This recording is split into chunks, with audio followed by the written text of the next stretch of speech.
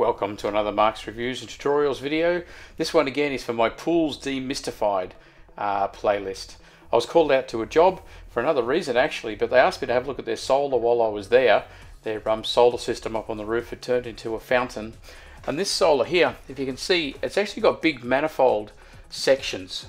These big black sections are glued together with two lots of manifolds coming out of each one, with a gap in between for the flow and the return. And this manifold had cracked. So these manifolds are great, they're good to put up, good to design and so forth, but when they crack they can get a little bit tricky. You can see here trying to cut and glue that out is going to be awfully tricky indeed.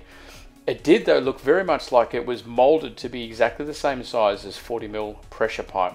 So I said to the customer it looked like we could be able to give it a repair that way, so I cut it out and told her I would be able to replace that manifold, but I could take that one section out and put a patch in so the water could flow through.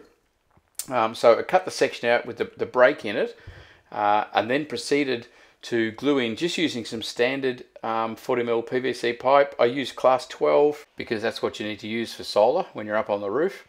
And it was exactly the right size. I was able to glue on that patch perfectly to cover that up. And then what I had to do was pull out the rubber grommets in order to take out one of the flow and return mats.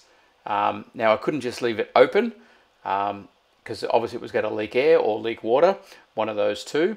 So what I did, I got the manifold that was still connected, and I left, there was 1, 2, 3, 4, 5, 6, 7, 8 of those little connectors. I pulled 4 off that weren't going to be connected, and from the other one, from the flow return, where it was flowing up, I left 4 on and left it returning back into the same manifold. So that will just pressure up now and probably not have any water flowing through it at all, or minimal. So there you go. The customer had been told nothing could be done, have to replace the whole mat, you know, which was $3,500.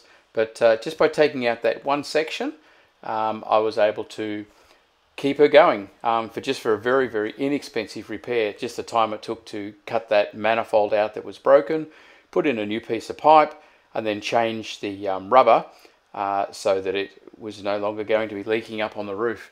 Now, just this last photo you see here, you can see where I've got the flow in and the flow out. Up the top of that photo, you see those two tubes that are side by side right in the middle. They run right up to the other end of the roof. Up, up, up, up, up. Come on, come on. There it is. And then just loop around and come back.